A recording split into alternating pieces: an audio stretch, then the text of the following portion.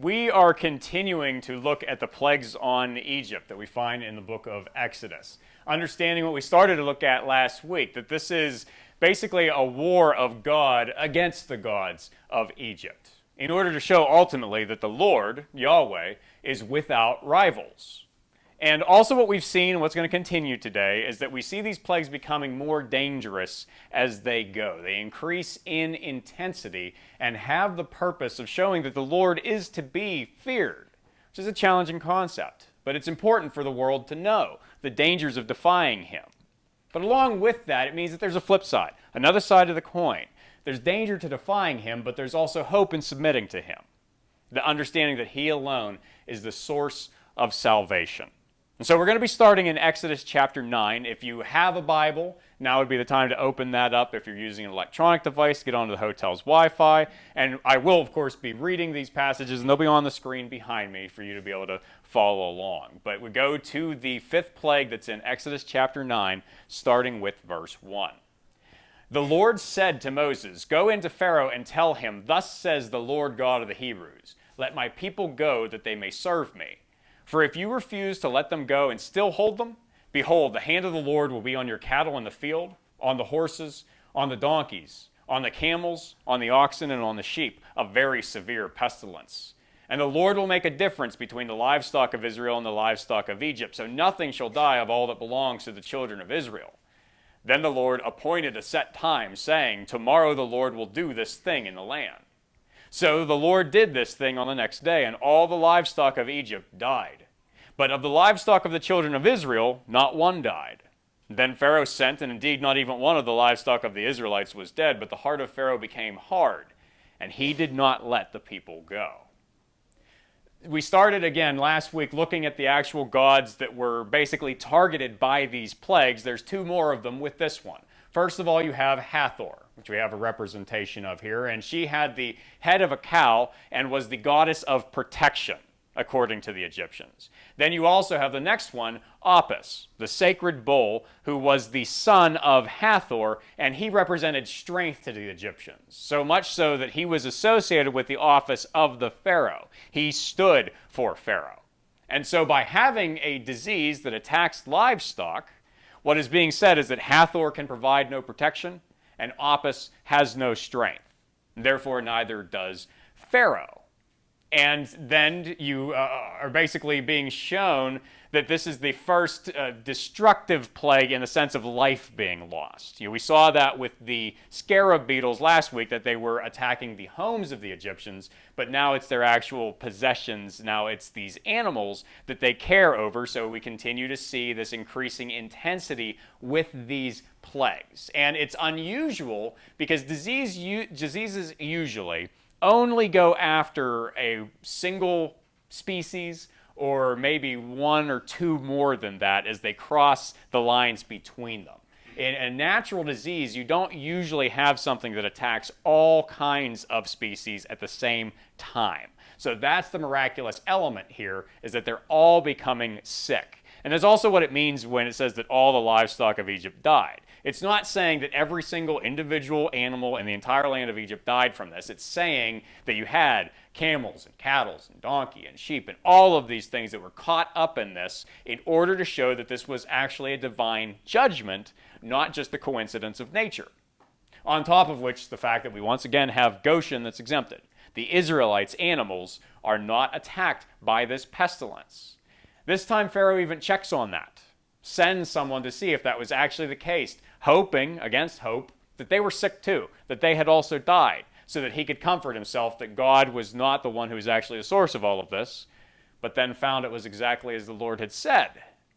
Still, though, hardens his heart, continues in his obstinacy, refuses to let the Israelites go, which just guarantees exactly what the Lord had said all along, that these were going to continue, and leads to the sixth plague.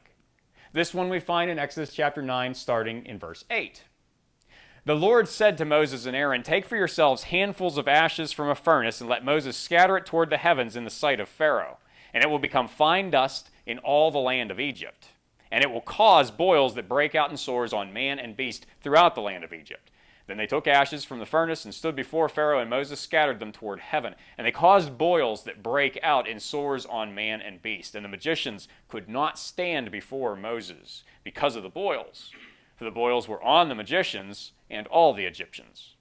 But the Lord hardened the heart of Pharaoh, and he did not heed them, just as the Lord had spoken to Moses. This plague concerns Isis.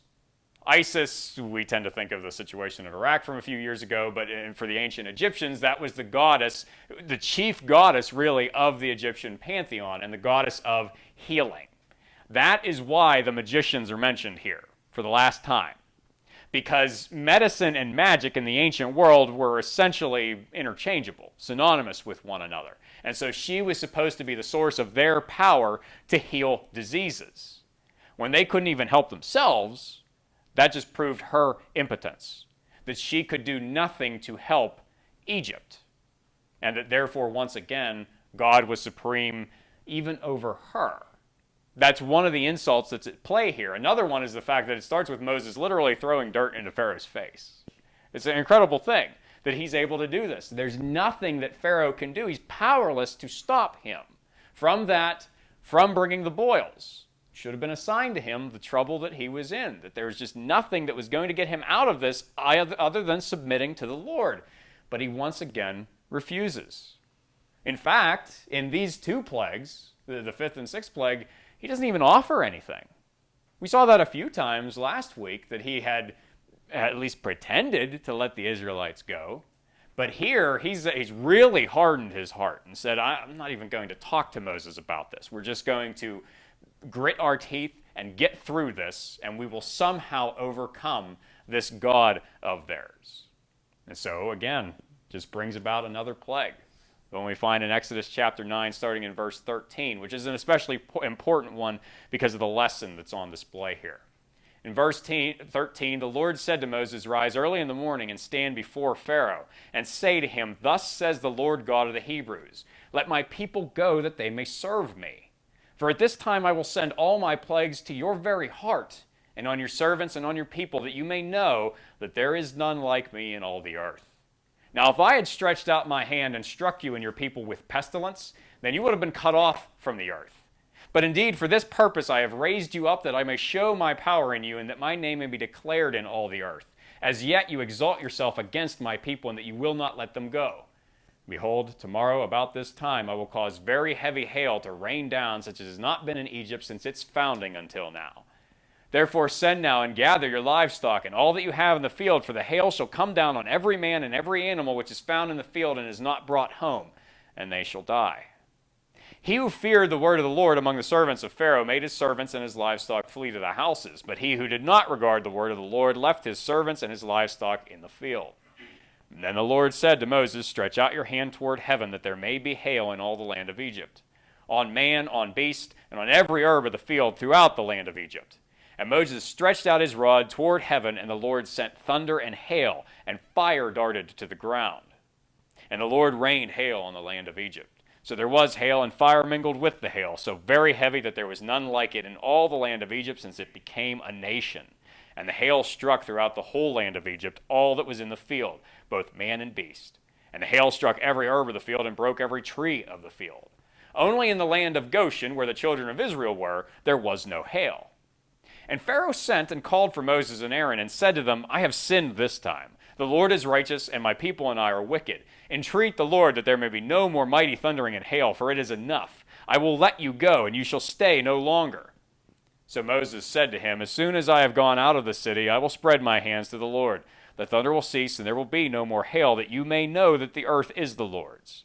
But as for you and your servants, I know that you will not yet fear the Lord God.' Now the flax and the barley were struck, for the barley was in the head and the flax was in bud. But the wheat and the spelt were not struck, for they are late crops. So Moses went out from the city and from Pharaoh and spread out his hands to the Lord. Then the thunder and the hail ceased, and the rain was not poured on the earth. And when Pharaoh saw that the rain, the hail, and the thunder had ceased, he sinned yet more, and he hardened his heart, he and his servants. So the heart of Pharaoh was hard, neither would he let the children of Israel go, as the Lord had spoken by Moses." The plague of hail is a meteorological event something that's coming from the sky.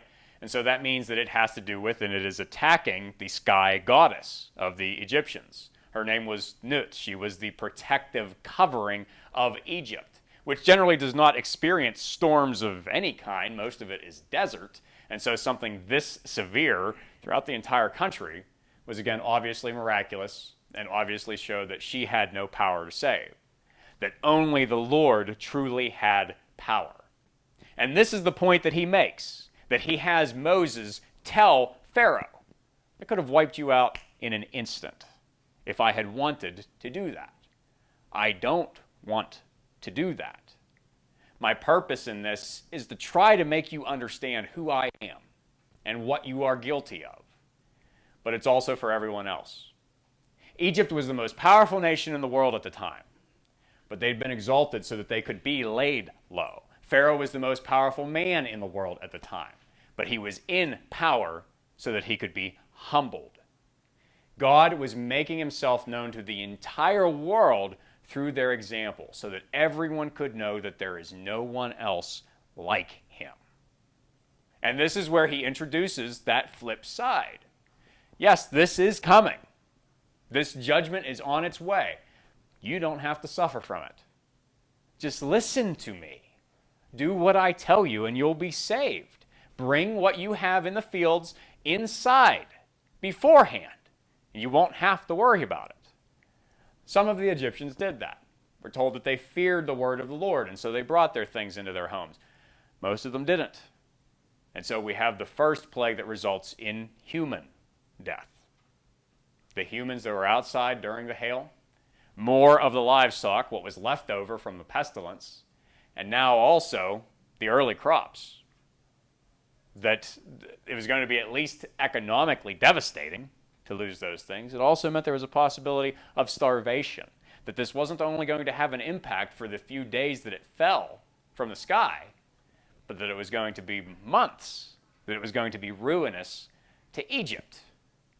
But Pharaoh, who's really serially abusive, is what it amounts to. He tells the lie that he feels that he needs to in order to ease his suffering, but doesn't actually change. He just hardens his heart again. This time we're told specifically that his servants did so too. And to make it clear, it's not as if Pharaoh was alone in this. They could maybe give the impression that nobody else really deserved it. They all did. This was Egypt's mindset. He just represented all of them. And they were all more willing to suffer than to actually admit defeat. And Moses is of course fed up with Pharaoh and with the Egyptians and leaves angry here, knows that they're lying, has no reason to believe them. But there's something especially interesting with the way that he leaves them. He says, yes, I will pray for you. I'll pray that this will end as soon as I get out of the city. Out of the city. He's going outdoors. He could have prayed from inside the palace where it was safe. But instead, I'm going to go head outside, and as soon as I'm out of town, that's when I'll pray for you. He's making the point. It's not just Goshen that is safe from this. He is safe no matter where he is standing. He's not the one that's under judgment. He's protected by God. It's yet another sign that this is not some accident, some coincidence. This is the Lord at work in defeating Egypt and in saving Israel. But the warning is just not taking. And it leads to the 8th plague, found in Exodus chapter 10, starting in verse 1. The Lord said to Moses, go into Pharaoh, for I have hardened his heart and the hearts of his servants, that I may show these signs of mine before him, and that you may tell in the hearing of your son and your son's son the mighty things I have done in Egypt, and my signs which I have done among them, that you may know that I am the Lord. So Moses and Aaron came into Pharaoh and said to him, thus says the Lord God of the Hebrews, how long will you refuse to humble yourself before me? Let my people go that they may serve me. Or else if you refuse to let my people go, behold, tomorrow I will bring locusts into your territory.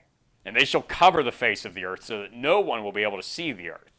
And they shall eat the residue of what is left, which remains to you from the hail. And they shall eat every tree which grows up for you from the field. They shall fill your houses and the houses of all your servants and the houses of all the Egyptians, which neither your fathers nor your fathers' fathers have seen since the day that they were on the earth to this day. And he turned and went out from Pharaoh. Then Pharaoh's servants said to him, How long shall this man be a snare to us? Let the men go, that they may serve the Lord their God. Do you not yet know that Egypt is destroyed?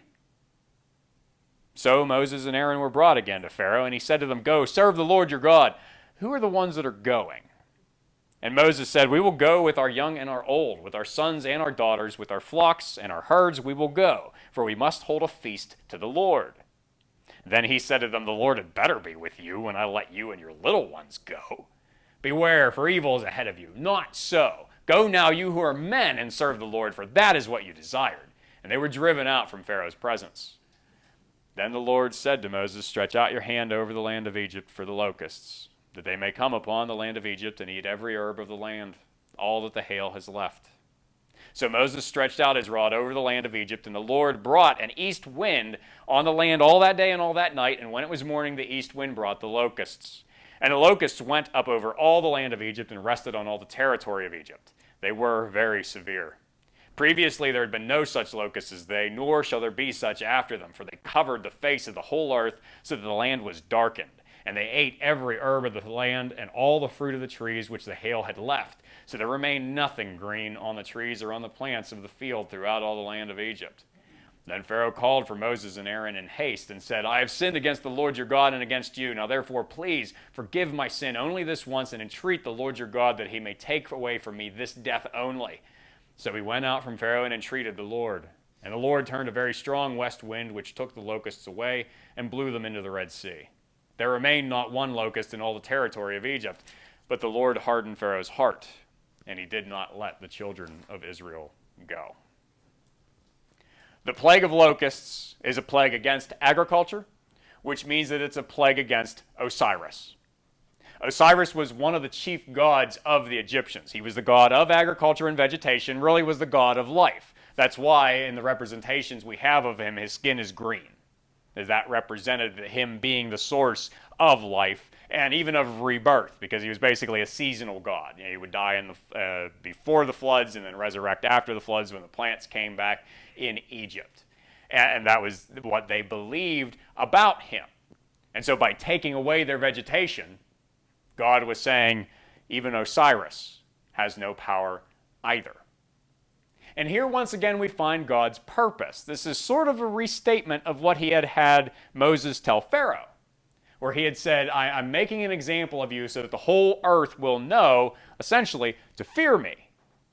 Now he tells Moses to tell the Israelites, I'm making an example of the Egyptians so that you will always remember to love me. To remember that I am the one who saved you. That I am alone am the Lord. You have no one else to fear because I'm with you. So that was the message for those who chose to obey God and submit to him, as opposed to the Egyptians who continued in their arrogance against him. So Moses goes in, he announces this plague, and then leaves before Pharaoh even has a chance to say anything. Because again, he's fed up. I'm not even going to wait to hear it. But Moses' ministers, they say, well, hold up, bring him back. This needs to be over. Just let them go. But of course, this is where their hardness of heart is even involved too, because they say, let the men go. They figure maybe we can compromise. Maybe if you don't backtrack again, but we actually let the men go, they might be satisfied with that. So let's do that and see about it. So Pharaoh calls them back and says, all right, we'll let you go, but who's going again? And Moses, of course, we're all going. You know that we're all going. We're going with everything that we have. Why are you like this? And Pharaoh just gets mad, gets sarcastic. Oh yeah, sure, I'll let you do that. I'll get right on that. Get out of here. Go with the men if that's what you want to do, but I'm not letting you go. So yeah, he had believed enough in the threat. He'd seen enough to know that the Lord was powerful enough that he wanted to try to cut this off before it got started, but still didn't take it seriously enough to actually do everything that the Lord was calling for. And so that's why the locusts were sent. And it meant death for Egypt. Even though no one died directly from this like they did from the hail, it's the guarantee of widespread starvation. that's going to come about from this, because they're going to have nothing to eat. And so Pharaoh becomes afraid for the first time and begs Moses to come back and to provide immediately the relief that they need, because he's recognizing here what he has done wrong for the first time. He admits his sin specifically in reference to the Lord. Now, in the previous plague, he had already said, I have sinned, but he did so generally. It was basically, yeah, I've sinned, but even the Egyptian gods would have been mad about what I did. So this isn't really me admitting that I've done anything against you people. It's just it was wrong, generally speaking. Now he says, the Lord's the one that I've insulted. I know that I've been wrong about this. Please don't let this happen. And so Moses does pray, and the locusts are taken away. They're not left in Egypt, but Pharaoh can't help himself. His heart is hardened again, and it brings about the last of the plagues that we're going to look at for today. We're going to look at the 10th plague next week kind of on its own, because it's the capstone, it's the most important of all, it's where everything has been leading. And that's an assault on all of the gods and the idea of the gods. The 9th plague is the last one that has a specific god in focus. And we find that in Exodus chapter 10, starting in verse 21. The Lord said to Moses, stretch out your hand toward heaven, that there may be darkness over the land of Egypt, darkness which may even be felt. So Moses stretched out his hand toward heaven, and there was thick darkness in all the land of Egypt 3 days. They did not see one another, nor did anyone rise from his place for 3 days, but all the children of Israel had light in their dwellings.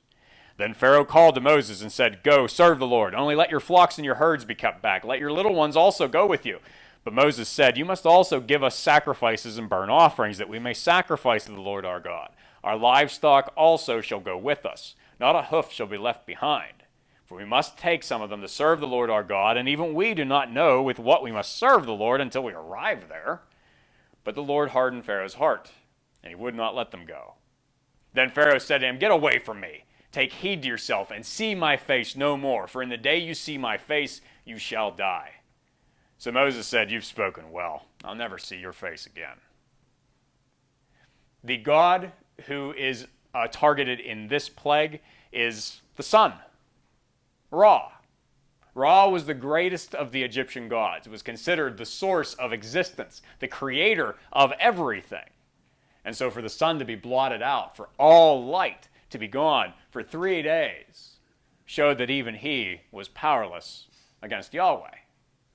And we're told here that this was a darkness that could be felt. Now, what that means exactly is kind of difficult to say. It's possible that it meant that it was a darkness that you had to feel around in, that you had to grope to find your way to anything. Or it is possible, it talks about the darkness being thick, so maybe it was some type of cloud or smoke cover, something that was physically present in order to make it difficult to see, in which case it maybe would have been felt against the skin. My favored meaning is that it's metaphorical. I still don't know what actually caused the darkness, but I think it's kind of saying that it's the psychological oppression of being in total darkness, that feeling of disorientation, that was what the Egyptians could feel, and that was what they were suffering from, and it was the greatest suffering that they endured to this point, to have their greatest god defeated and for them to be able to literally do nothing, which is what they did for 3 days. Notice that this is another plague like the third one, where it's not even announced beforehand. They're not told that this is coming. God just does it. And they sit for 3 days on their hands and are not able to do anything. But the moment that the light comes back, where do they go? To Moses. They know exactly who has done this. They're clear now on who the Lord is and what he's capable of. And so Pharaoh called for him, and they engage in one last negotiation, in which Pharaoh, in spite of everything, still tries to hold back. Says, you can go, you can all go. Just leave your animals here. Leave your wealth, basically, everything that you would need to survive, and what it is also that God is asking for. Because he wants the Israelites, but he also wants their sacrifices. Pharaoh knows that, and Moses demands it. Demands it from Pharaoh. None of this belongs to you. This is all God's. You need to let it all go. And so that's why they reach an impasse. Pharaoh's infuriated, threatens Moses makes him leave, and the stage is set for the final act, which is what God had actually known was coming from the beginning. It was what he had told Moses, and when he had sent him to Egypt in the first place. In Exodus chapter 4, verses 22 and 23, "You shall say to Pharaoh, thus says the Lord, Israel is my son, my firstborn. So I say to you, let my son go that he may serve me. But if you refuse to let him go, indeed I will kill your son, your firstborn." And that is what we are going to find next week in the final plague. But as we leave this behind today, there are a few things that we need to try to gather from what we've seen through these plagues. The first thing to try to figure out, one of the most confusing things from these passages, is the hardening of Pharaoh's heart. I think most of us, we probably look at that and we try to understand, what does it mean when it says Pharaoh hardened his heart, but then it says that the Lord hardened Pharaoh's heart? What's going on with that? We have to understand that there is an interplay between human and divine will. God is sovereign. God also gives us freedom to make our own decisions. And it ultimately was Pharaoh who set the pattern of his own defiance, his own arrogance. He was the one from the very beginning who said, "Who's the Lord? I don't know the Lord. I don't care about this Yahweh that you're talking about. I'm not letting you go. You belong to me. And I'm the king of the most powerful nation in the world, and I'm basically a god myself. So what right do you have?" And that was what everything in his life revolved around, was that belief. What God did was to confirm him in that attitude, to make it harder for him to escape it. We find this idea spoken of as well in Romans. In the first chapter of Romans, the Apostle Paul talks about how people started worshiping the creation instead of worshiping the Creator. And as a result of that, God gave them over to their evil desires. One of the best ways, I think, for us to understand it is in the nature of addiction. It's something that we're all familiar with, that people, they'll make a choice to do something that they know that they shouldn't do. And they're free to do that. But then after they've done it, then it kind of rewires them. And then they're locked into doing it, even though they may not want to. That sin has a hold on them. And addiction is the ultimate form of that, but we are all this way because of our sinful nature. We're made this way by the fall, by what happened in the Garden of Eden, that we continue in self-destructive patterns. And God has made it that way in order for us to understand our weakness. But He hasn't forced us to actually make those bad choices. We do that to ourselves, and then it just spirals out of control. And the only hope we have is if our Maker sets us free, because we can't do that ourselves. And the other thing that we need to understand from this, that's a hardness of heart, and it's something that everybody does have to deal with, has to come to terms with. And this goes along with the idea of the fear of the Lord, which is once again presented to us here. And understanding why He is to be feared and what it is that He's trying to say. We've talked about how these plagues are in reference to the Egyptian gods, and they were. But the plagues were not the Lord's way of defeating the other gods. They were His way of saying that there were no other gods. None of these figures existed. None of these figures could be relied upon. Idolatry is nothing more than delusion. It's pride. It's the lifting up of our own desires and making them worshipful and giving them names. That's what the Egyptians had done. And the most that they were willing to do, for the most part, was to recognize God, which is what Pharaoh had refused to do to begin with. And now he's to that point where, all right, yes, the Lord is a God, is essentially his attitude. It's not enough. You have to submit to the Lord. You have to respect Him in order to not be undone by Him. That was what Egypt refused to do. Refused to take the warning. And as God said to Pharaoh and to Moses, it really was all about the warning. This is essentially an early version of the gospel. It's at least pointing us there. Up until this point in history, everything that was known about God is what we call general revelation. It's what's available to the rational mind. to be able to look at the nature of what exists in the universe and to know it can't be an accident, in spite of people in modern times who have tried to say that it doesn't hold up. Through most of human history, we've recognized this has to have come from a creator. So the idea of deity was clear enough, but actually identifying who God was, that's where confusion set in, and that's where we needed to be directly told by him. But before the plagues, basically no one had been, at least since the flood. And all you had really were some special individuals, like Abraham and Isaac and Jacob, who had a direct relationship with God and saw him at work where most other people didn't. That changes here. This is where special revelation to the entire world starts, because it's judgment on the earth's most powerful nation, in order to show that even they are not safe. Even their gods can do nothing. And so that's a warning to all the nations of the earth, that there are no other gods to be feared. But it's not just about fear, even though that's where it starts. It's also about understanding that there's hope, that there's no other God to be feared, and there's no other God who can save. And if God does save, then no one and nothing can stop him. And so it's telling the world, be paying attention. This little nation, these slaves, what happens in their history, it's going to matter more than anything else, and eventually would result in the cross of Christ.